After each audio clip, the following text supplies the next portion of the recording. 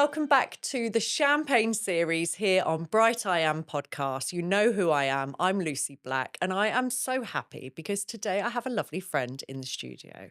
She is sensational. It's Alex Bailey.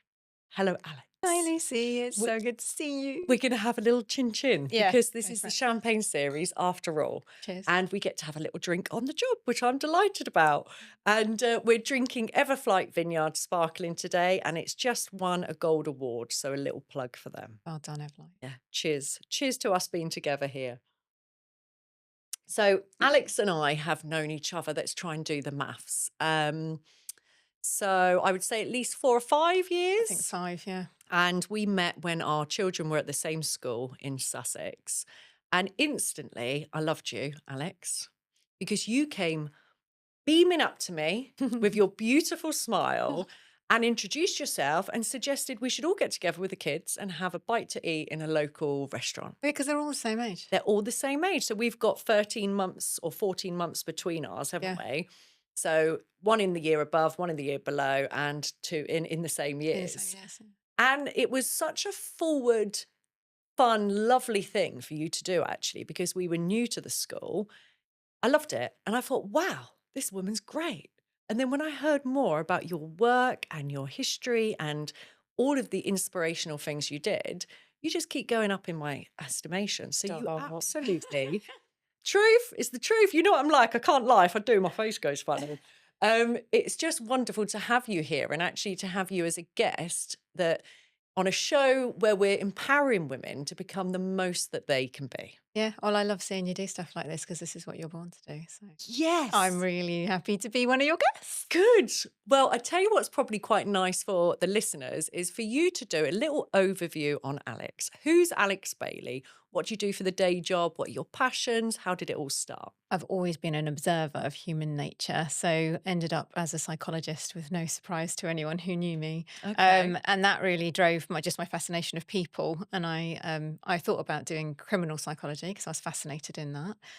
But I couldn't really cut up dead bodies. I'm a bit squeamish, so I decided to go into organisational psychology instead. So that was the choice. Right. I'm so pleased. That makes more sense. So organizational psychology, for somebody who doesn't know, explain that in a 1 or 2 sentence. What is it? People are at the heart of all business and all work. And, there's how many billions of people on this planet. We spend so much time at work.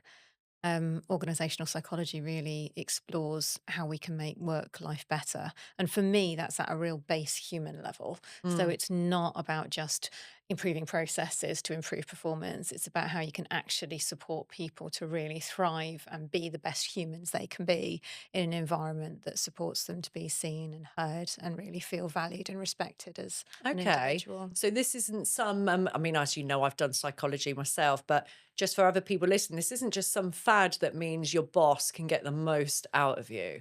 Organizational psychology supports the whole system, the structure, the people, and I suppose all the changing entities within their lives, all the different things that individuals are going through at work. Yeah, and there's so much driven by society and the macro changes that are going on across the world in organizations that there's always something new that's a big new challenge for humans in the workplace. Okay. So, 2014, 2015, there was a big focus on mental health and well-being, and thankfully moved beyond the kind of awareness stage and stigma to really looking at proactive ways people can thrive in the workplace.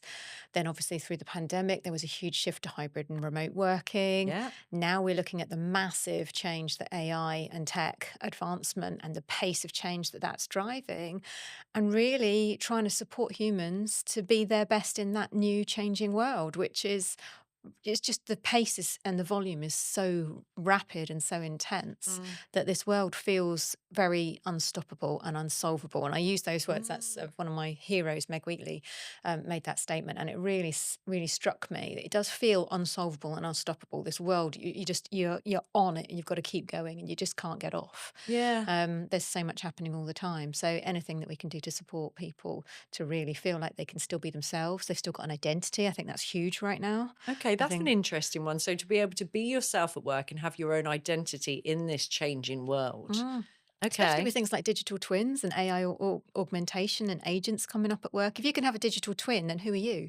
You know, it's Yeah. like, do I need to be in meetings anymore? No, my digital twin can make decisions for me because it's built on who I am. But then what's your identity? What's left? Where's the human connection? And that's being eroded by this opportunity for tech to reduce the overload. So it's helping us, but it's also eroding the humanness that existed, for so many years. And I feel like it's almost slipping between our fingers without us even realizing it. So we have to go about being human on purpose. That's really interesting. And I suppose alongside that, you've got that fear that you've got your twin and it's reducing the load and it's helping. But there's also, I feel like, just hearing that fear that maybe you're being replaced Hmm. completely. Yeah. And that kind of question of what can I bring that makes me unique and makes me human to my role, to this job? Yeah. I think people go through so many different levels of identity crisis throughout their lives and different chapters that we explore and we go through. Yep.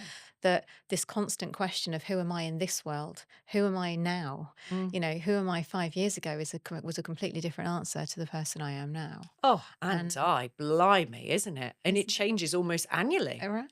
All the different experiences, and I Mm. suppose, like what you've said, the world that's evolving and changing alongside. And It's trying to keep up mad. with that at work, managers and leaders really struggle to Mm. maintain a focus on what's important to people right now when their worlds are changing so rapidly. Everyone is changing so rapidly. So you've got to really be just constantly curious and open minded and flexible to know that things are always going to change and we can't Yeah. hold people in one picture or in one box in our head, and that we've got to be adaptable and fluid enough to move with it. And with change, I mean, something I actually said, I believe earlier today over coffee, is there's only one constant, and Mhm. that's change. Mhm. Change is the constant, isn't it? Mm. But then how does that affect organizations? So moving away from that, I suppose, human centered point, but actually organizations that are having to keep on top of all the changes and also Mhm. keep on top of all the changes of the staff within them from Mhm. that kind of top down. Mm. And you support through your work all organizations and the people within it, Alex. Is that Yeah, correct? and the culture. So the Mm. culture is us, right? We often talk about culture being some other thing as if it's something So completely culture different. within a workplace. Yes, yeah. It's us, Okay. it's the people, it's who we are, and really supporting that culture to maintain its humanness so it doesn't get lost. And I think a lot of what we've been through in the last few years has really, as I said, really diminished that, but really helping support people to have those threads and connections that really drive through. And that's why networks are so important. We were talking about it before. Developing your network is really the opportunity to invest in, because, being in the right rooms with the right people Yes. actually can really change your life, Yeah. no matter how hard you work and what academic or educational background you've got. And I think, being able to really focus in on being the human that you can be and constantly challenge yourself and be brave to step out of your comfort zone, even to areas of strengths, not necessarily into areas of weakness. Yeah. Just so fundamental, right? I love that, Alex. And I actually, you've just made me think. So I was working at Rocking Horse Children's Charity, as you know, a couple of years ago. Beautiful local charity, wonderful One people. of my favourites. I know. Do you know what? They are up there. It's because, that's why I was only going to work at the best one. Of course. And I invited you actually to be a panelist and to speak in an event we Oh, had at you the did? i360. Yep. And just hearing you talk about your work then, because obviously when we get together, we do a bit of gossiping, a bit of chats. Hearing you talk, you speak with such authority. It's beautiful on the subject of actually what's going on underneath it all. There seems to be, I believe, a noise in systems and business, and there's all this, and you've got to do that, and there's this stress and this movement. But when you speak about what culture is and what organizational psychology is, and actually what's happening and how people need to be supported, I feel like it's everything quiets and goes calm. Well, thank you. Yeah, I really do. And I felt that in the i360 for that event, and obviously seen you speak at others. And then that whole idea of being in a space in the right room, in the right network. Now, that's something that is actually open to people who haven't got a degree, say, like us in psychology, or haven't got a successful business already, or albeit a not successful business. But there are rooms and spaces that you can enter that can open doors to that next level. I know we had a lovely little networking evening last week, I think. Cool, we'll have to get together next week as well, Alex, make it weekly regular. Definitely. Um, and being around all different people from different areas of work and careers is exceptional, You actually. never know who you're going to meet. It's funny, isn't it? Because Yeah. I didn't ever used to be able to speak very much. I was very quiet. Were Seen and yeah, you? seen and not heard, 100%. Oh, how Um, interesting. And I yeah. tell you something else you've just jogged my memory with. I remember you speaking to me because you're the CEO of your company. And I remember you saying that you've walked into a room before and they were expecting Alex to be a man. Oh, that's happened several times. Right, talk us through that because this podcast here it's celebrating women in leadership, in life, entrepreneurial roles, women who are taking up space and doing it on their own terms. Mhm. And I find that so fascinating that they maybe thought you were the secretary, I Yeah, suppose. it took me years to get there. Did So, it? yeah, I've had that several times on virtual calls as well as in person and recently. So this is not an old Oh, thing where people have said, When's Alex coming?" Alex is here, honey. Yeah. You need to get an um, Alex t-shirt did you and an Alex Alex hat. Pop that bad boy on. No, Wow. and I think it's like kind of like little micro kind of discriminations that you experience, Yep. and you kind of get used to it so much. I think there was a time when I would worry that I wasn't authoritative enough to be Okay. able to command the space that people would think that I'm a CEO. And in different spaces, different cultures, and different rooms, I have had completely different experiences. But Okay. it's taken me a really long time to make peace with the fact that actually, in most cases where people underestimate me, I can use that to my advantage. Okay. So I kind of watch out for it now. So when I perform or I do like a speaking event or something like that, and someone comes up to me afterwards to kind of say, "Oh, that was good," they'll often use the word "actually." Actually, that was really good. Oh, And for me, that's a real indicator of actually, I wasn't really expecting you to be yes. there. And so I kind of watch out for it now, and that's what I kind of celebrate. Is like I've shown myself, I've And they've actually demonstrated, I've felt gone above and beyond. compelled to come and say they were wrong in their mind, not that they're saying that directly, that actually that was really good. Mm, Oh, how interesting. That's the psychologist in you, see. mm. So now I look for the actually word all the Do time. you? Oh, I'm going to actually be careful. I don't actually use it. Oh, how interesting. And then I suppose as well, the kind of different organizations that you support through your work, organizational psychology. Are we talking small businesses, big businesses? What kind of places have you worked with that? All types of businesses, all Mm. industries, all markets, all sizes. But I really like working with big businesses that have Okay. big impact on the world. The more opportunity to have that big impression, I find very fulfilling and really Yeah. purposeful. So, yeah, having those conversations, sometimes because people underestimate me, I get into the bigger conversations much more easily. Ah, good. And that ends up being kind of a real opportunity for me to outshine myself and Yes. really show what's possible. But yeah, I love all of that work, and it comes a lot, I guess, from um, when I was a kid. Like my dad was in the Navy. I was often in the mess or on ships with mm, lots of officers in the Navy, mostly men. Yeah. So I was used to being around all these people suited and booted, talking, posh Oh, voices and, commanding attention. And I was, I learnt and kind of grew up in that environment, not to fear it, and just, the reality of all these people just being human.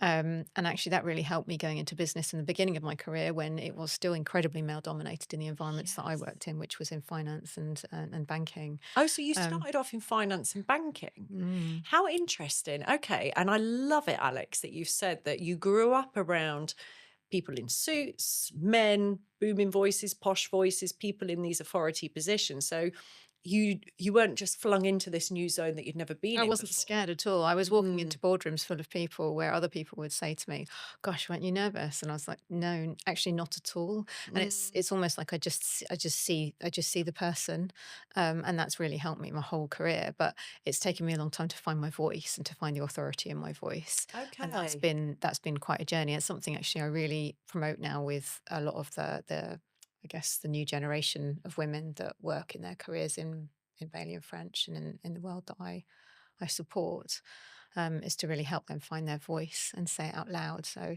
not just share the research of what things they know, but Okay. actually say what they're really thinking. Oh, So say it nice. out loud. Because quite often, and I don't know if you had this or not, but I would sit in meetings when I was kind of early 20s, mid 20s, full of people that had loads more experience than me.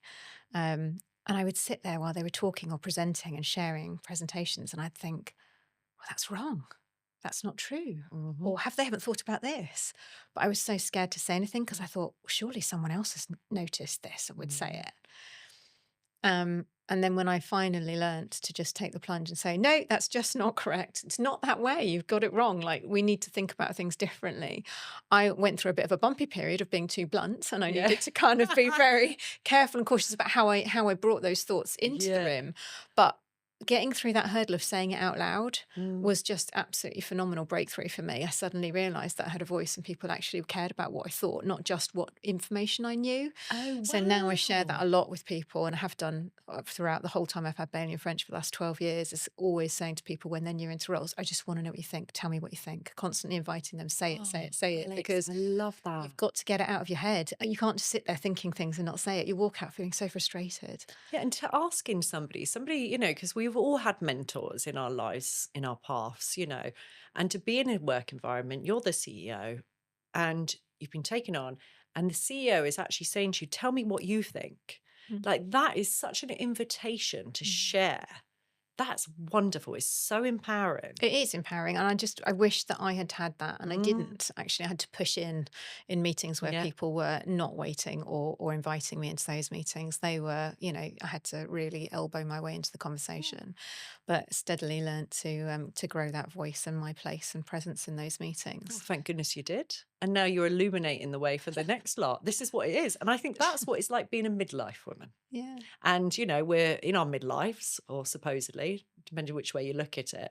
But I think you get to a point in this age where you really know yourself Mm. and you actually start to trust yourself because you've learned along the way. You've maybe had some wins, you've had some losses, but you Mm. kind of value yourself enough to put yourself out there a little bit more. Mhm. What age would you say you were when you found your voice in business, Alex? 28. 28. Mm. Okay. Okay. So not terribly old, actually. No, but No. at that point in time, I was one of the youngest women leaders in the organisation I was working with, which was Right. a FTSE 100. And I had a influence over 27 countries, 65,000 Did people. you? So there was trust in what I knew, Mm. but actually putting myself out there, coming up with strategies, bringing ideas to the table, taking them to the board, challenging old ways of thinking and introducing innovation. I had people laugh at me, Yes. and then I was like, well, the opposite of what I'm suggesting is not currently working for you. So what have you got to lose? So trying to just turn things on their head a bit and really, I guess, to a certain point, kind of speak truth to power in terms of really say what's actually going on. Mm. Um, People really respect that. Senior leaders are so often protected and kept away from the true information that they Yes. really value external consultants or people in their organisation that will speak the truth and say Mm. what's actually happening. Yeah, because you can be blinded to it. I mean, this Mm. must be something that you do as part of your work within organizational psychology. But if you're in something, I find it in my house. There's a pile of clothes in the corner of my house as I go out the door. Big washing pile. I swear to you, Alex, it's been there now, maybe a week. It only needs to go upstairs. Mhm. And I only saw it again at the corner of my eye today because my dog was sat on it. And I thought, what am I doing? But it's been there so long that I don't see it anymore. And I think it's a little bit like that Mhm. in workplaces. If Mhm. you're ingrained in your role, you're used to your people, you've got your blinkers on, and you can't see the woods for the trees. Exactly that. Or you just Yeah, believe everything to be the same as it was last year or even 6 weeks ago. And we know it's the changing. world just moves on so much quicker than that. We've got to keep much more open minded and be more curious of what's really going on now. And so tell me then, Alex, what are the benefits of supporting your employees within a work setting? Using methods like Bailey and French do with organizational psychology. What are the benefits? What do you see? What can you report on from that? Well, the standard things like reduced kind of turnover and reduced sickness, Yeah. reduced issues. I would say that over the last 6 to 12 months, we work with a lot of clients, like over 100 a year. So we get a really good spread and mix of knowing what trends are really affecting workplaces Okay. right the way across the world. And one of the trends that we've seen, unfortunately, this year is a high amount of grievances going up, indicating much greater conflict in the workplace than ever Oh, before. that's interesting. Right. And a lot of those, when you actually explore it, has come from people stop really talking to each other and listening to each other.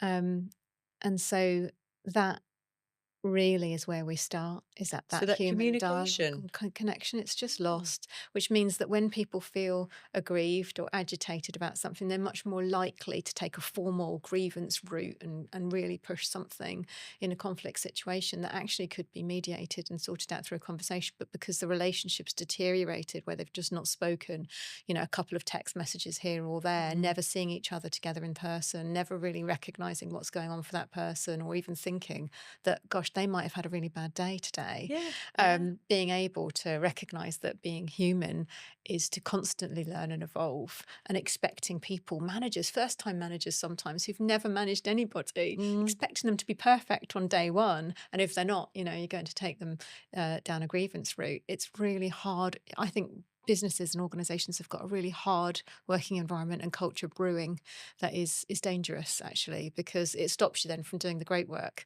because you're then Yes. trying to kind of backtrack and actually unpick some of the things that have gone on, rather than proactively do the things that make the biggest difference to help people really thrive and flourish, working on purpose and Oh, energy and connection. all the things that are beautiful. Yeah, that make work worth being part of, that we don't have to just work for a wage. There is so much more we get from work, and work can be, you know, life's greatest opportunity, Mm. to really find ourselves and find meaning and impact in the world and what we do. And it's I our know you feel time. that as well. Yeah, it's our It makes a time. difference. Yeah. We've got I think I did a post on my Insta actually a couple of days ago, yesterday.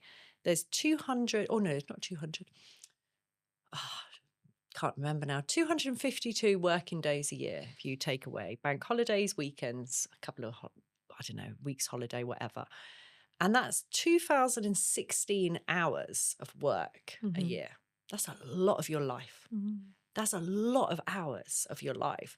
So if you can be in a space, in an organization where you feel valued, supported, your voice is heard, and perhaps you're doing a role that makes you feel good, you've got purpose, or even you're starting your own business and you're plowing all the energy and attention into that, that's blinding, isn't it? It can really, be quite a force, particularly, women at midlife. We're going through lots of different Mhm. changes, including, different types of pressures from caring responsibilities at all Yes. ends of spectrum, and as well as, health issues and all kinds of things that you have Yeah. to go through. And I think it's just so easy to forget that actually there's so much that you can get from work. Mm. Sometimes I go to work, and I've said this before, sometimes I go to work for a rest. Hmm.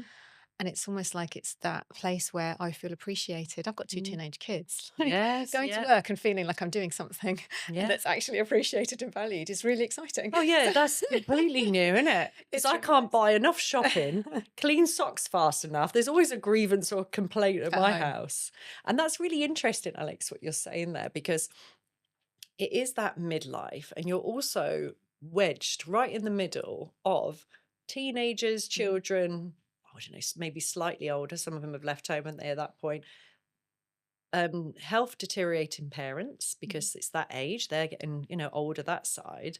And then internally, we do have fluctuating levels. mm, Estrogen's gone off for a walk. I don't know where he's gone. Testosterone's missing. So I'm not as, oh, there's all these different things. And I think as an identity as a woman as well, I mean, we're fabulous. Don't get me wrong. And most women are absolutely wonderful and fabulous. And if they don't feel it, they need to. But your skin changes. My skin's gone dry. Your face starts going down a bit. Doesn't it? All these different things we're battling. no, you don't look like you changed a day. Honey, I've got to shoot it back right up again. But then you go into the workplace, and actually, if you are suffering or struggling with all of those things, the Mm, teenagers, the parents, identity, hormones, and you're not being properly supported within your role in the mm, workplace, then what is going right in life? mhm. Like, that's actually hard. Yeah, it's really hard. So if then you go into an environment that's kind of full of conflict and, Oh, really difficult pressures, it's enough to really damage, how you feel about yourself. And I think that's why, for me, I'm so passionate about work being so supportive throughout different stages of your life. And from a young age, I worked from when I was 15, right? hmm, And I think it's just been absolutely formative to work multiple jobs before I even started my career. yeah, And so really pushing my kids to do the same, because exactly as you said, almost like if you're not in the room, where's the opportunity? If you yeah, just sat there on your phone somewhere at yeah. home, like you're not in the place to even bump into someone who might have seen someone yesterday who you could be connected to. It's you miss out on all those opportunities of the links, and those links are so key in a web that you need, a web of support to get through all kinds of challenges that you face. And I think it always fascinates me whenever I go to any event or any kind of conversation or opportunity where I'm not quite sure what I'm getting out of it. Hmm. I definitely get something. I get Oh, so yes. much. I find out, meet new people who've got connections to all kinds of different aspects, and those connections then fire off in my brain, and I think of all the possibilities of all the things I don't have the hours to do, but Yes. I'd really love to do. And it's energizing, and we need energy, and energy is transferable. Yes. We've got to remember that. So we need to find where we get energy and store it and use it and keep it for what we do every single day.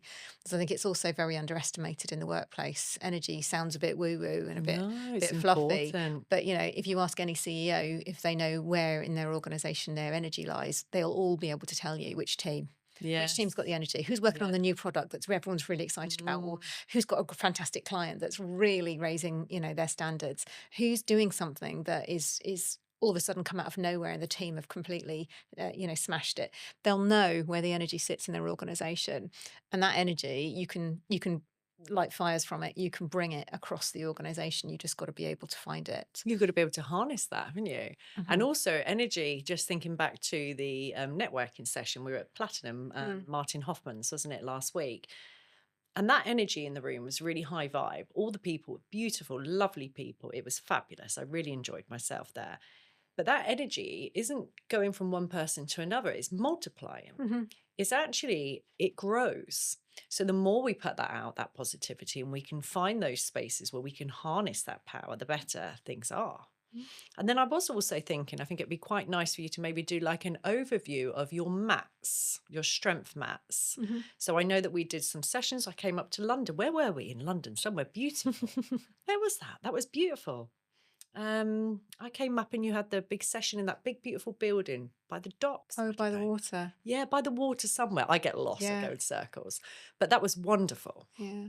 And this is a kind of exercise that you do that you've brought, I believe it is your own, you've made it, haven't you? Mm. That you bring into organizations. So anybody who's listening who maybe works in an organization, if you were to turn up, what is it you would do with the team to try and help them with organizational psychology and culture? Yeah, and it sounds so much more complicated than it is. It's Yeah. about having the right conversation and And it's, facilitating and yeah. structuring it. So yeah, having a positive foundation, working on what's right rather than what's wrong. Yeah. That for me has been the philosophy right the way through from the beginning. Um, I'm a positive psychologist, so I've studied positive psychology as a specific kind of area of expertise. And that for me is really about that. How do we find what's right with people and accentuate that and amplify it? And help people feel that they're fulfilled and excellent in that way. And that for me is just the perfect entry point for any intervention in Yeah, an I love that. organization, because mostly people want attention, mostly people want to be seen, heard, valued for who they are, and we all have our own unique strengths, and it's not about protected characteristics, it's about who you are as a unique human being on this planet. So coming from that place, we've developed some tools. We use a lot of our conversation mats and our kind of dialogue cards, just to help people have conversations. That's all it is. Okay. Normally in organizations, a lot of people are fine once they get going. The problem is starting the conversation. So as humans, we've grown into this way of saying, "Oh, how was your weekend? Did you have a nice time? Yeah, great, thank you. How are you? Fine." All the standard Yes. responses. But it's the second question, as the third question that's important. "Oh yeah, I had a great weekend. I went for a run on the weekend." "Oh, did you? Well, what is it about running that you like then?" Mm-hmm. Actually, it's competing with myself, constantly feeling like I can beat my personal best. Like being able to get to that second question, then understanding what that is and bringing it into the workplace. Okay, so you've got competition with yourself that you really love, that drives you and motivates you. How can we bring that into your work? How can we look at what you did last week and improve on it? Fascinating. And that is like a really simple kind of way of helping people feel like they are being themselves in the workplace. Because lots of people don't run for the same reasons. I know someone who runs because they run with their mum on the weekends, and it's the great chance to have a good conversation. I feel like they're doing something healthy at the same time. Someone else does it because it's their time to think, because they're surrounded by people in all minutes of their life, and it's the only time they get on their own, and they have a big thinking session when they're running. It's You know, brilliant. people do things for different reasons, but finding out why is what gives you that hint and that clue of what their real strengths are. So bringing that out in people in all different types of ways. And that curiosity, Yeah. Alex, like you said, you're naturally curious. I've always been naturally curious. I felt like I was a natural psychologist before I did psychology. But being curious enough to ask and understand the person opposite you, whether that's in the coffee shop, whether that's on the dog walk, or it is in the workplace, that's where the magic lies, Mm. right? And people notice. Yeah. So you'll notice, you know, if someone makes a comment or asks you a question that goes beyond, you notice, you Yeah. feel it. Yeah, And you actually do. that's what customer experience is. Customer service is a lot of about that. So we know which restaurants we like going to, with which servers, with, you know, which team members. We know where we'd like to sit, because actually, you know, some people like to sit at the front so they can make sure that they're in the center of every conversation of all the people that come through in case they see someone they know. Other people might like to hide at the back because actually they just want to people watch and be quiet and calm. You know, it's about being able to match someone's vibe, someone's energy, being able to understand what they're really after and talking to them and getting to know them as humans. And a lot of that doesn't happen. We have this surface level, superficial way of talking and communicating that doesn't mean anything. But we're so much deeper than that. Humans are so complicated and so incredible.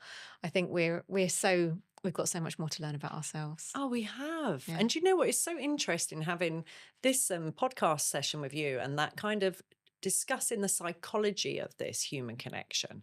Because ultimately, women who are starting their businesses or they're in business already, people who are considering starting, that human touch point, that being able to talk, being able to discuss what it is you're selling, what it is you're doing, and sell yourself is important, right? So that's really good tips. Well, people buy you. People People buy do not you. buy your products. They want to work with people they like. Yes. And then you have to give of yourself in those conversations and let people know you. But that means you have to know yourself first too. You have to know yourself and you have to be willing to show it, warts and all, flaws and all. Something I often get asked, you know, when people are coming on the podcast, they've not been on for the first time, you know, well, what if I say something wrong? It doesn't matter, does it? I mean, if you said like a really bad swear word and you thought, absolutely not, we can cut that out anyway. Not that I expect you to, darling, you're far too well behaved this time of day. But we can let ourselves get the words wrong. You know, sometimes I get my words wrong. And sometimes I'll use the wrong turn of phrase, but we're human. And I think as soon as if we can accept that, then people will see that we've accepted our own human and therefore will like us more and be willing to buy from us more because we are all flawed, right? Yeah, we were all, so many people, certainly earlier on in their careers or earlier on in starting their own businesses, seem to wait for the perfect moment, the perfect opportunity, the perfect conversation, and they never happen. You know, you've got to just get going. Yes. And, you know, I did that with my LinkedIn lives. That's a good example. It's like I was able to test the beta site for LinkedIn Lives when it first made them available. I had no idea what I was doing. I had never spoken live on anything before. And, you know, this was before Teams. So before kind of everyone in the pandemic was switching to that. And I was like, right, I'm going to go live to everyone I know on LinkedIn. And I've no idea who was watching or what's happening. And I started doing it every week. I was like, I'll just do it every week and see what happens. Nothing happened. And I thought, no one said anything. Okay, no one saw me. It's fine. I got away with it. And then after I think it was about 6 weeks, I started getting messages through of people saying, oh, I really liked that episode. And I was like, oh, I didn't even know you were on that.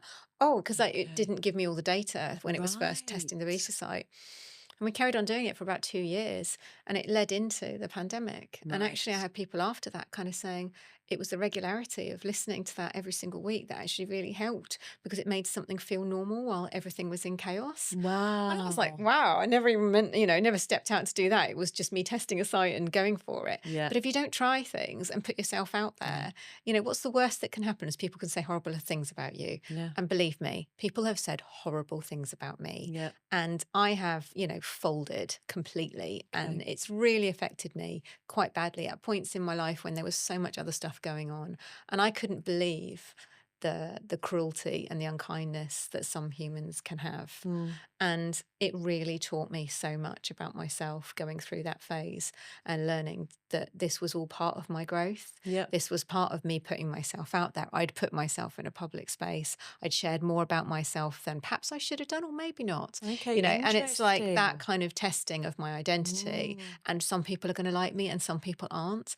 And it took me several years to get to that statement. Mm. That point of, okay, I'm not going to be, you know, everyone's cup of tea. But we're not though, And are that's we? absolutely fine. And honey, if you are everyone's cup of tea, you're Mhm. not doing something right for yourself No. because you're obviously appeasing too many different groups. Mhm. We have to be a little bit Marmite. Yeah, not everyone's going to love us. I don't know why. I wish I'd learnt that earlier. I know, I know. And this is it, that retrospect. I wish I'd known, but I think it's all that experience, isn't it? And the heartache and the Yeah. hardship that you go through to get there. You Mhm. just can't be given that. Like, Yeah. we'd like to hand it to our daughters, wouldn't we? You know, here's that chunk of knowledge. That'll Yeah. save you 20 years of turmoil. No, it's not that easy. No, it's awful, isn't it? We all got to go through it. And so just thinking, because I know we had a little conversation earlier and I just wanted to hone in on this, kind Yeah. of that get busy, get on it and do it. I mean, you are an absolute goal setter, jet setter, and you've really accomplished a lot. You have, Alex. And I think that if you were looking at you from this side rather than from where you are being you, you'd see this.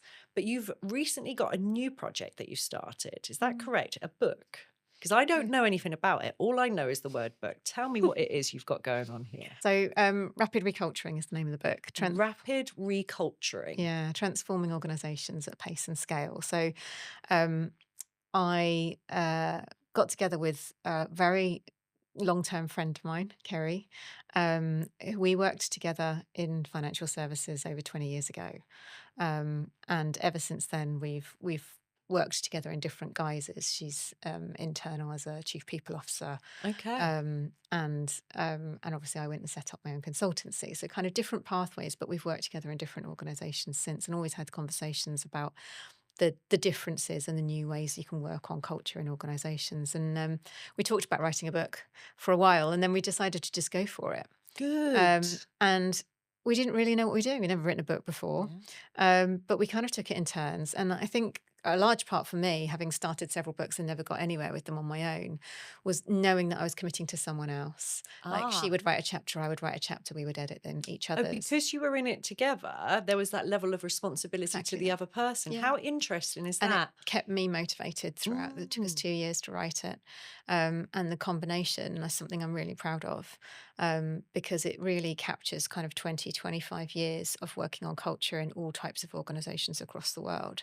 And it offers a new lens on culture that I think is right for what we're facing into in terms of AI and tech. So it's a big different change for me to be writing something like a book. I can talk Yes. about failure in French till the cows come home. Of course. But, you know, sitting talking about words that you've written and getting kind of feedback, I do find it a little bit uncomfortable personally. So I'm kind of working through that at the moment. And is that but- because it's new, I suppose? It's new. And also, if you've been writing this for 2 years, I wouldn't remember what I wrote. I'd have to read it again. You every do that 3 through the months. editing. So Yeah. Oh, do you?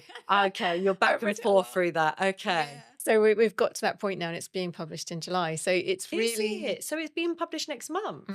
Wow. So this episode will be out just as it's getting published. right. Yeah. Actually before, end of June. That's fantastic. Yeah. So, So it's- how do people get hold of this book if they're interested in reading about culture and they want to look and learn more about it? well, it's on all good bookstore sites. So we're very, very honoured to be published by Wiley, from New York, London, and Singapore. So it's on every Amazon site, whichever country you're based in. Oh, brilliant. It will go. It'll go up. But also Barnes and Noble, Waterstones, Okay. Target, all kinds of Good. different organisations right the way across the world. So it's available. 15th so of July, but you who's- can pre-order it. Who is going to benefit from reading this book? So that's a really good question, because we had this conversation multiple times while we were writing it. Was kind of, who's the audience, and be really clear on that beforehand. But actually, we both work with everybody, so it's as applicable for kind of CEOs and chief people officers as it is for, you know, HR teams, but also business leaders, managers. As well as, I would say, there's a large dose of women's leadership in there. Okay, good. So there's a whole chapter on armoring, and actually some of my research into women's leaders at board level and how they had changed kind of their appearance and the clothes that they wore and the jewelry and things like that to show different levels of professionalism whilst they were climbing the career ladder. Oh, So interesting. I really wanted to put that in there because I've had a similar journey myself of kind of watching other people that I aspire to be like, my peers and those people at the next level, and trying to dress in the way that people would find me acceptable. Mm. This whole kind of constant self-criticism of, am I good enough? What do I look like? How can I look more like the people that's being expected in the room? And how am I going to be perceived dressed in this way compared to another way? Absolutely. And it really makes a difference. I resisted calling myself a CEO for a really long time. I called myself a leader, Right. on purpose, because I just felt like a chief executive officer of a small consultancy. Mm. That sounds so trumped up. It sounds Mm. ridiculous.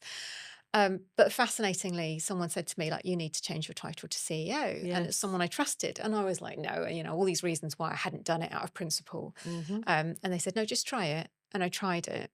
And almost overnight, I got more invitations to things. I got opportunities to speak. I got conference kind of opportunities that had come from almost seemingly nowhere. Mm. But there was a really big difference. And it matters how you put yourself out there. Yes. So even if you don't like it, sometimes you have to change the shape for people's expectations, but then make it your own. So that's my kind of twist on it, is like being Yes. like that. So yeah, there's a whole chapter in the book around armoring, which I think was was actually quite targeted towards women leaders, going through what I'd been through, in terms of how to present myself as a leader, in order to influence cultural shifts, because you have to be influential in an organization to try and change culture at scale.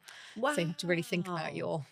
your ability and your agency. And actually, being a woman, you've got another hurdle to get over. And this is something that we're uncovering. So, as you're a woman, you've got to get over the hurdle of being taken seriously because you're a woman CEO, not a man CEO. So, you want to change the organizational culture. So, you've got all these extra bollards that are up. And I mean, we've had it our whole lives. You kind of get used to it. But again, just from this outside perspective, hearing you explain that so beautifully, Alex, is just another burden, another mental load, another consideration that we have to have. Mhm. I don't think there's many men that would worry about calling themselves the CEO of the whatever. But for us women, it's a different thing. How we dress, well, they all dress the same anyway, these fellas, don't they? Not as nice as us, Careful. these fellas.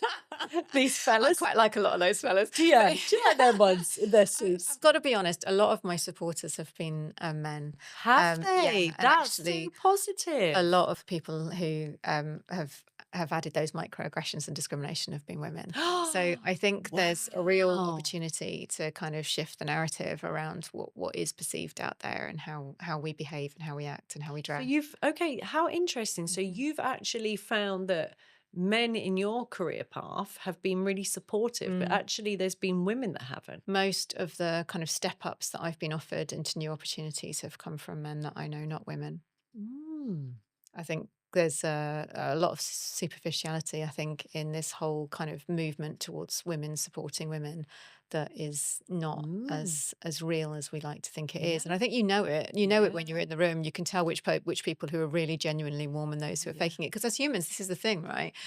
We Yes. can tell if someone's faking. Yeah. That's part of being human, is being able to tap into how people are behaving, changing their head, Yeah. laughing, smiling, turning to you, or Yes. inviting, other people into the Yeah. conversation. And all those subtle cues you only really got to find in the room. And you can feel them, can't you, Mhm. as well, when it's not sincere? Yeah. You can feel it. Mm. Oh, wow. Fascinating. We should go out on a night out and have a psychology up. Shall we? Shall we? Should we We'd do have a such a good research time. project? Shall we? I would love Let's do that. to. I've got some questions for you, Alex, Hmm. because I ask every guest who comes on I'll here have a these drink then. questions. Yeah, have a wet your whistle. Three questions, which basically you just have to answer in your own way, whatever comes to your mind. Okay, So go the for it. first one of the three is, what's a truth about your life that most people would never guess? I guess that I have been independent from the age of 8. Wow. Okay. And I think that changes who you become. So most people's strengths come from and developed in moments of challenge, often through childhood. And if you ask anyone where their strengths came from, most people can tell you where they came from Mm. through overcoming all kinds of different things. And for me, my independence, my bravery, my ability to go out and find things and be curious come from me being fairly alone from 8. So, Okay. that's a real truth that a lot of people probably just don't know about me. I think Mm. people like to make assumptions that, I've got this wonderful kind of setup and foundation that launched me into the world. Mm. And actually, no, I had to fight for absolutely everything Mm. from a young age, in lots of different ways, not just in this country. So, yeah, I lived in Wow. 42 places in 48 years. No. Moved around a lot, so I don't have any roots. So I've always had to, kind of build trust really quickly with people and been really open and direct in order to try and kind of allay any assumptions and get help, try and, as I said, build trust and get to know people really quickly. So yeah, that's really shaped me. Yeah, I bet it has. It's Mm. incredible, actually. And you're right. We do kind of put these narratives and stories on people we meet. Like, we really do. Like, I see people and I think, oh, well, they probably grew up there or they did that. We kind of add this bloom of our ideas and our thinking and reasoning, I suppose, onto people. It's quite a shocking one, Alex, actually. Oh, there you go. And it's You didn't good expect that one. one. Brilliant. Where's my second question? Bring it I on. think our lovely Mandy, who came on first, she couldn't think of one. Then afterwards, she's texted me for about a week with all these other examples. Um, Question number 2. Where did you abandon yourself within your life's trajectory and how did you come back? Yeah, well, I mean, if I go right back, it was probably at the height of my career at like 32. I'd done incredibly well for my age as a woman in the financial services industry, Yeah. and I had one of the best jobs in the world. Um, it was brilliant. I was able to innovate. I had a great team. I was working globally. I was having so much fun. I was really fulfilled.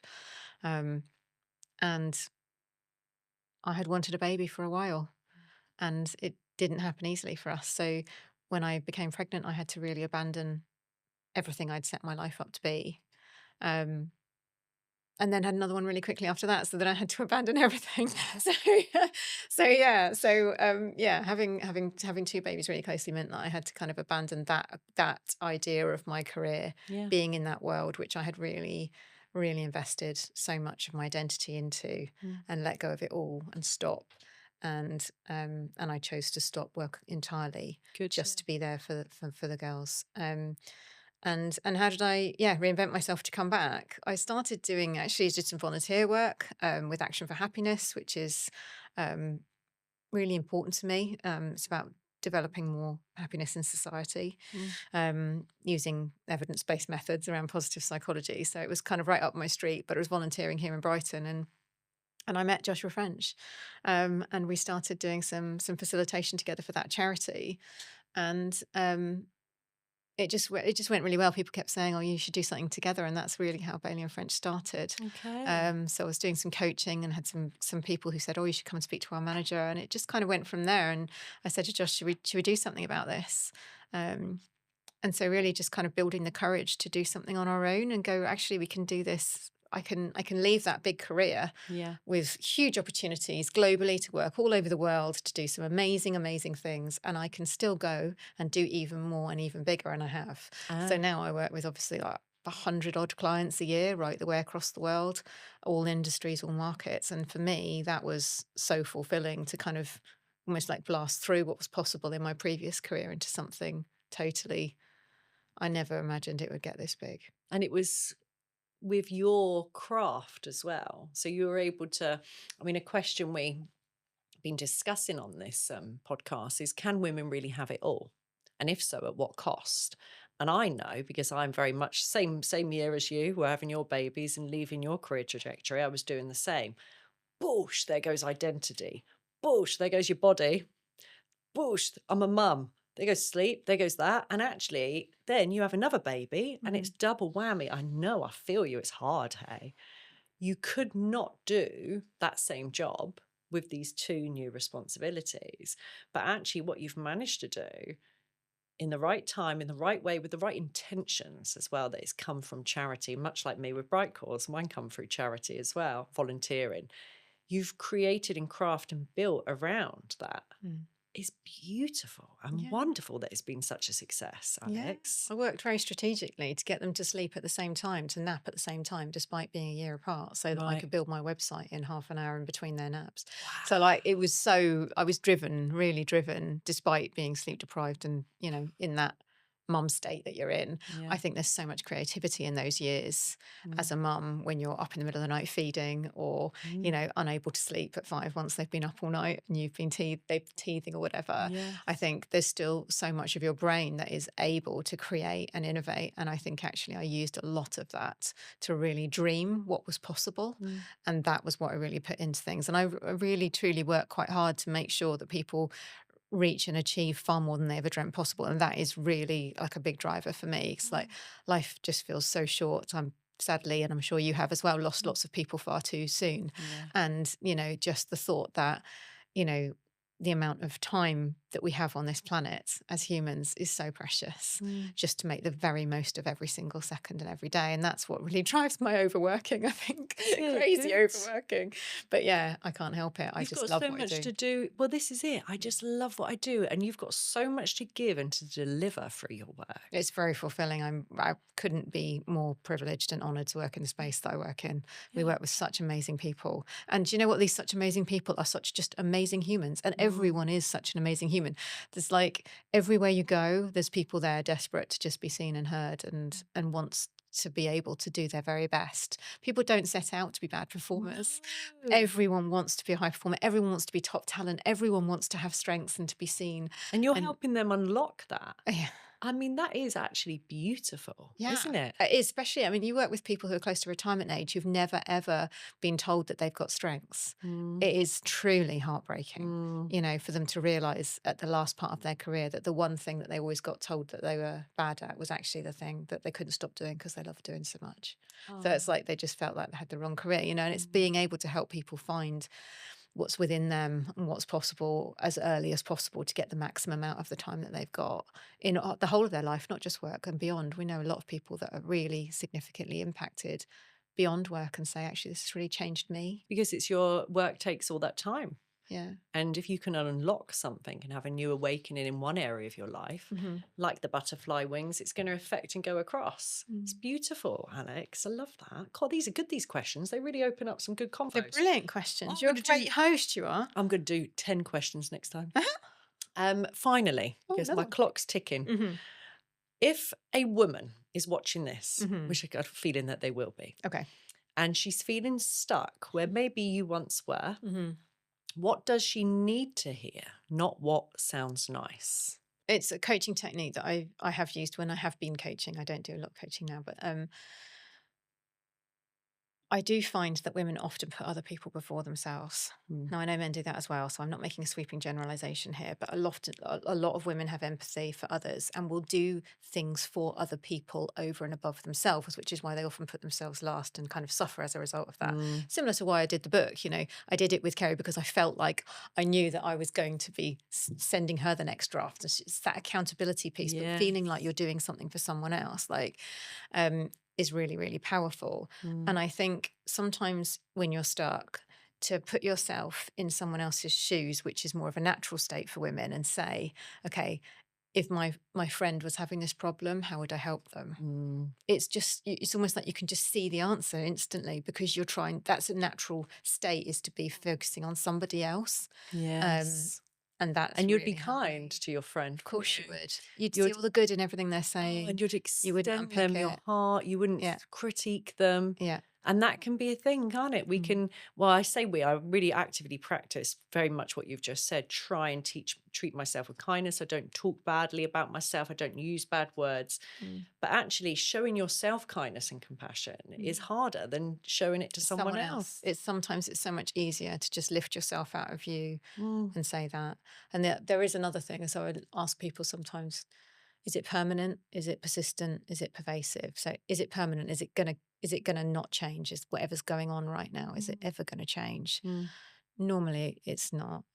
Is it pervasive? So is it affecting all areas of your life, every single area of your life? No, not normally. And is it persistent? Is it going to keep happening to you? No, not normally. Okay. And sometimes that helps just minimize the problem and make you feel a lot less stuck. Yes. It's like, this is just a moment. Yeah. This is just perspective. I just need to get that distance. How interesting is that? I love that. I think you're going to have to come back on again, Alex. We're going to have to talk about all these things. I feel like we could do our own show, We actually. probably could. I know. The Psychology Sisters. Let's do it. With champagne. I I'd love love that. to. So, just moving on, one final thing, just for people who are listening and perhaps didn't quite grab the name of your new book that's coming out in July, they're going to be very interested in leadership, in human centered work, organizational psychology, all of the things we've discussed today, because I'm interested in it. I know about it, but people who haven't are going to see the value. So, what is the name of your book? Just one more time for us today, Alex. Rapid reculturing. And you're Alex Bailey, and the other co author is Kerry O'Neill. Kerry O'Neill and Alex Bailey. There we go. Bless you. Thank you so much. Lucy. Bless you. It's been lush, isn't it? I love talking to you all the time. You know Yeah. I do. Yeah. Microphones, cameras, champagne. It's all works, doesn't it? In here, and we'll do it anywhere. I Love knew the it. first time I saw you, I was like, right, I want to be friends with her. Yeah, we're busy now. Best mates forever. Best mates forever. Thanks for inviting me on. I love this. Pleasure. It's brilliant what you're doing. Thank you, darling. Bless you. It's been so lovely talking to the wonderful Alex Bailey, and you will be saying the same. You'll want to hear more from her again, so we'll make sure we get her on. This has been the Champagne series, sponsored by the beautiful Everflight Vineyard. Thank you for listening, and we'll see you again soon. Thank you. Bye-bye.